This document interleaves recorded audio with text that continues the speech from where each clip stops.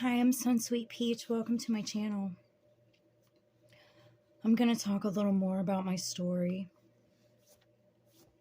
and leading up to me getting sacrificed on the Wolf Moon of January 17th, 2022. And I'm just going to pull some heart chakra healing cards because it's been really hard for me to kind of cope and deal with what happened. Because a lot of times when you tell people that you were sex trafficked or that you were sacrificed to the devil, people look at you like you're crazy and they don't want to listen. And I tried reaching out to the police many times and I couldn't get any help. I couldn't get them to make a report. And I had loved ones involved. And it was just really, really hard for me to cope. And it hasn't even been a year since it's happened. And in some of my previous videos, I talk about how I got hacked. And they started sending a lot of these hackers to my old Facebook account that got stolen. And I had started talking to this one guy who was very, very nice looking to me. And I always kind of liked the dark style, the dark look. And I've always been like a light being, and it's always been my thing. When the dark and the light meets, that's dusk in her embrace. And it's kind of always been a thing for me. And this guy had a very dark image, and I really didn't understand that he was into the occult. I'd never really met anybody that was into the occult.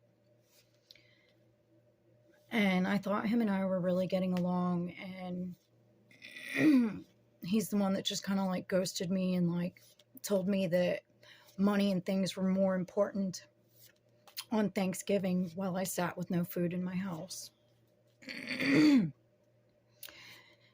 And after that, I turned my phone off for like a month. And when I turned it back on, this dark character, I used to call him my dark muse. And I would always talk about, you know, the dark and the light. It was definitely a thing. I've always been into opposites attract. And when I turned my phone back on, like I literally left it off for a month. And when I turned my phone back on, there were all these posts and poems that I could tell were written to me because it was things that we had talked about. And oh my gosh, they're trying not to let me get this out because I have to keep clearing my throat. But I have to tell somebody because what's happening to me is messed up. And if I don't end up making it, I at least need to leave a path. And that's kind of why I've started this channel. And I noticed the moment that like I started messaging him again, that my phone began to get hacked the way that it used to get hacked when I was on the PlayStation Network. And something in my heart told me that this person, this dark figure, was one of my hackers from the PlayStation Network. And one of the reasons I use Peach, Sunsweet Peach, is because the game that I got hacked, my screen player name was Sweet Peaches. And I wrote like all these poems and stuff. And I was like, oh my God, I can't believe I finally found who you were, who you really were. And he quit communicating again. And the only way that I would get any kind of communication would be through the hacker scrolling my news feed. And this is where it would scroll on, you're my twin flame and all this kind of stuff. And it would stop, and It would say there are addictions involved, and that's why I can't come to you. You're more healed than me. And this went on for a long time, all the way up until January 17th. And keep in mind, this character liked to call himself the lone wolf. And me being that I have dogs and I'm not dating anybody, I consider myself kind of like a lone wolf too. So I kind of relate with dogs. I speak dog. I speak dogs with my dogs. And at the time, I had been being poisoned in my house. When I would go outside to smoke a cigarette and let my dogs out, I noticed that there would be someone sitting on the bus bench beside my house, and they would always be looking at my window, and I would always see them like pointing up or pointing down, and I didn't understand what was going on until like months later. When they would point up, they were basically telling whoever was breaking in my house that I was outside, and when they would point down, they were letting them know that I was going back inside. So while I was outside smoking cigarettes, they were putting arsenic in my food. They were putting it in my gallons of water. I always drink spring water. And like I used to like eat these little drink vitamin packets. Instead of putting them in the drink, I used to just like kind of put them in my mouth like Pop Rocks. And I had noticed that there was this weird substance on the top of one that I had like open because I wouldn't eat it all at once. And I just started realizing that every time I would eat my food, I would feel really weird. I would get sick. My stomach would hurt. And on the 17th, during the day, I don't know if you consider it psychic attacks or if I was just so sick from all the arsenic they had put in my food. I don't know if you can see. I still got a little arsenic stripe right here. And I still have a white one going right here. And my nails still aren't where they should be, what they used to be before all this started. And that day, I heard a message from God that said, "You're going to die. Do you believe in Jesus Christ as your Lord and Savior?" And I was like, I do. And God said to me, "I need you to confess your sins to me, my child."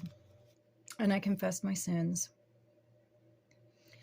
And after I confessed my sins, I walked in my dining room, which was kind of like my little beauty room. And I saw a figure of Jesus Christ being crucified on the cross. And it was so sad because I felt like looking at him that he was my love in a past life. Not saying he was or not, but that's what it felt like at the moment. And I heard that I needed to put on a crown and I needed to anoint my head with oil. And then I needed to put something red over me and cloak myself in red as if it was the blood of Jesus Christ. So that's what I did. I had this metal crown with like 5 layers of chains around it, and I put that on my head, and I anointed my forehead with rose oil.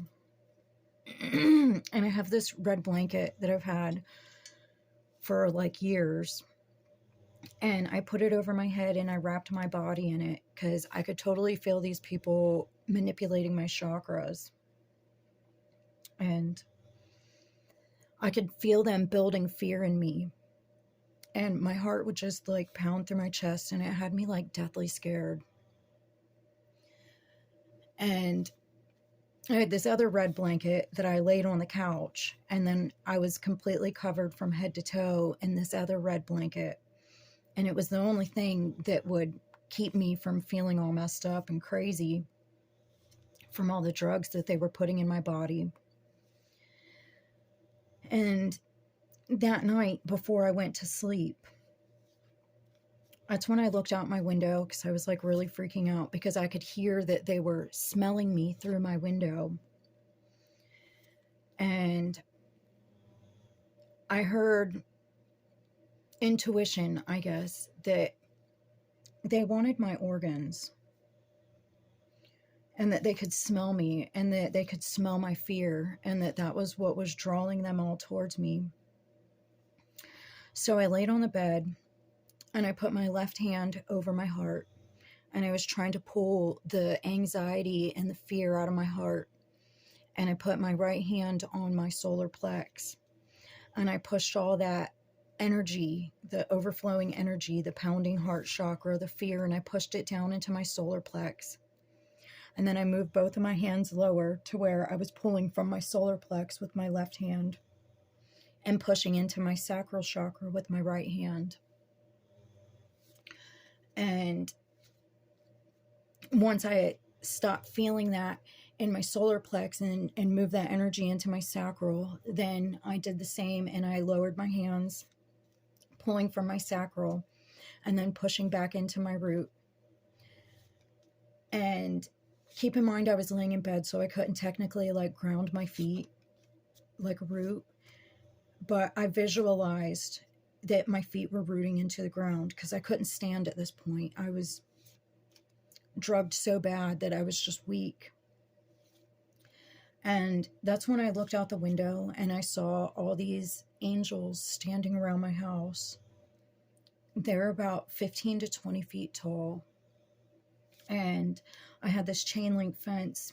And when I looked on the other side of it, out my window, I saw Moloch out there. And there were all these shadow people around him. And like it was surrounding my house.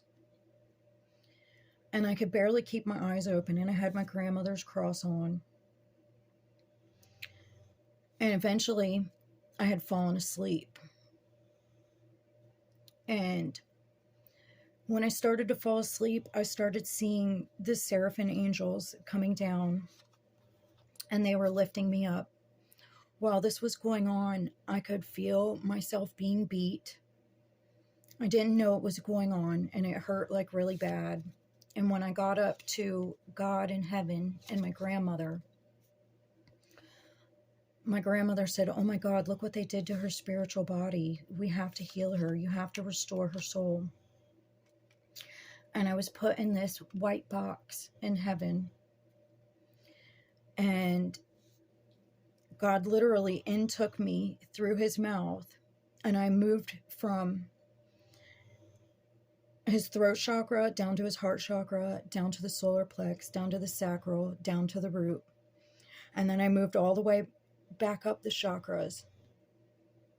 But this time I went past the throat chakra, and I went into the third eye. And then I came out on the crown.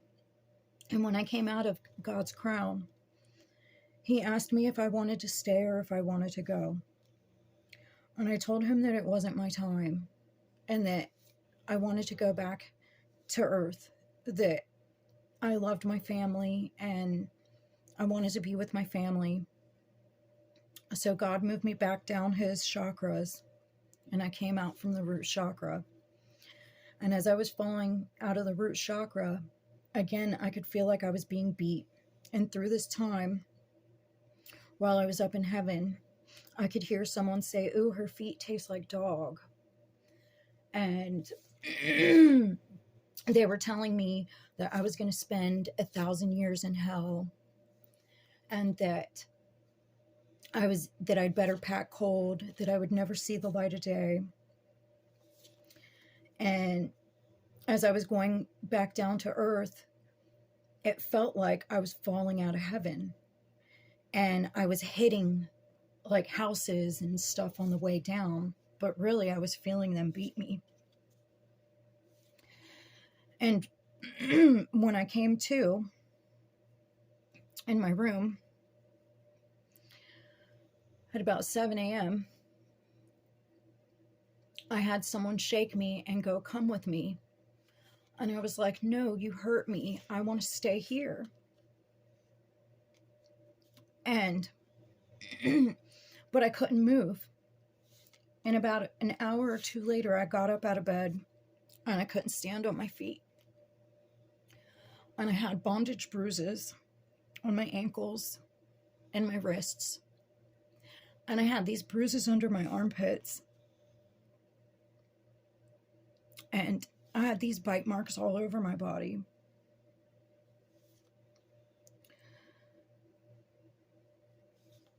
And I believe that I was raped. I didn't know what was going on. I couldn't step on my feet at all. And as my ex was leaving in the morning, I jumped down to my knees and I was like, I think I was raped last night. And he goes, now you think I raped you. And it was really weird because I had these bite marks on me that couldn't be explained. And I couldn't walk, and he would blame it on my diabetes. But I've never been diagnosed with diabetes. And I've never used a needle on myself in my life. That's why I don't have a bunch of tattoos, because I don't like that kind of stuff. And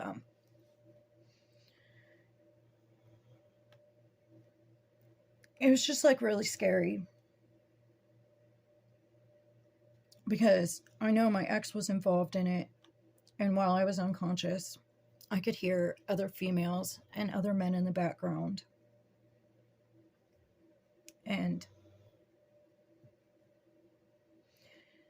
when I called the police and tried to get help, all they wanted to do was send me to a hospital because they were worried about me committing suicide. And they were worried about me taking drugs and stuff. And I'm not a drug user. I used to smoke marijuana, and that was it. And I told them, I was like, look, I don't have any friends out here in Colorado. I don't do drugs. I have these people gang stalking me. And I got raped in my sleep. And they didn't want to do anything about it.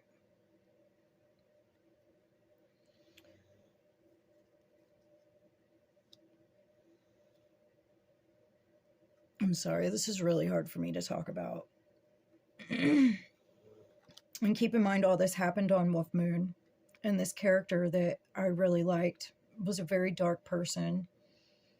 And like I said, I didn't know that they were involved with actually practicing an occult. And I'd never really experienced anything like that. And that's why I started this channel, because I want to bring what happened in the dark with me to the light.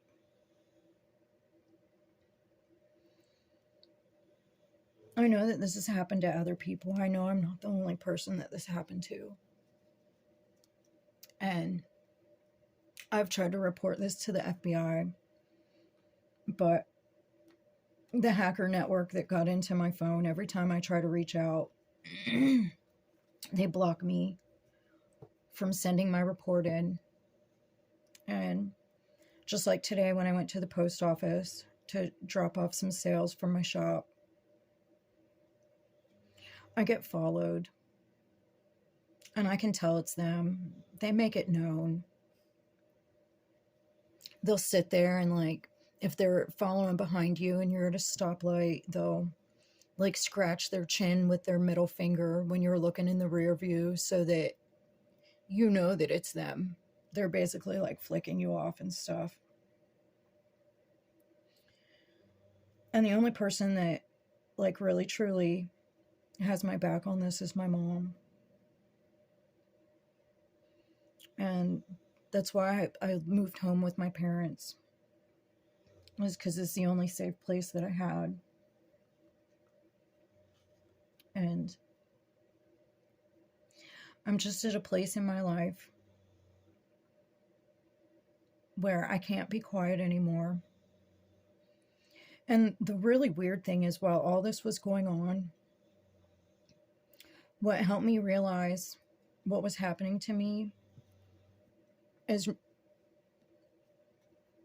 just like I was getting the scrolls, they would just scroll through my algorithm or my news feed and stop on twin flame readings. I started, I'm not sure if there was a good person and a bad person that was in my account, but sometimes it would scroll on tarot readings and it would land on certain channels that were talking about what I was going through. And some of the information that some of these people put out there, if it wasn't for them, I wouldn't be alive. You know, I've always read cards. I've had these cards for almost 25 years too, and you can't find them anywhere. But I've never really been an avid reader on reading them on a lot of people, just a few of my close friends. I mainly just read them on myself. And after I had started talking to that darker person, I had sent them a tarot reading because I had read my cards about them. And I feel like that's when things started to get really intense with a lot of the gaslighting before the sacrifice. And after I survived the sacrifice, the love bomb, the technical love bombs got really strong. And it stayed strong all the way up until February 22. And it was a full moon in Leo. And I knew it was the dark person that I had a crush on. And I had wrote a poem on a story for Instagram, but never posted it, about how I wouldn't send them demons and I would just send them love instead. And I wrote all these love poems because I didn't know how else to fight what was happening to me.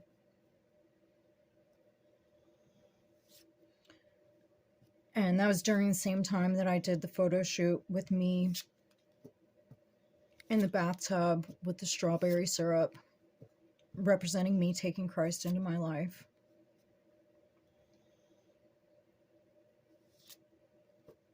And it's just been like a really, really long path out of hell for me. And I'm still trying to find a way to be okay with what happened. I don't know how you ever become okay with someone invading your body and your mind and your life like that. I used to always say I was a precious gem. You know, a little rough around the edges. But if you know when you're looking at a rough diamond, you know what you're looking at and you know what you're getting when you pick it up out in nature.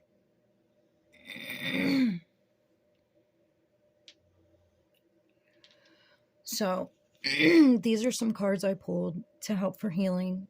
And if anybody's out there going through what I'm going through, these are for you too. I release my past and the past of those around me. I forgive totally and unconditionally. I let go of all life drama now and forever. My life is filled with playfulness, humor, and joy.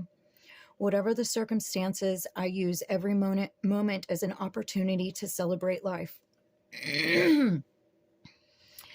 I see the divine self in everybody. I let go of all judgment. I am receptive to the highest and the best in all. I love and acknowledge everyone as manifestation of the divine will on earth. I let go of all my preconceived ideas.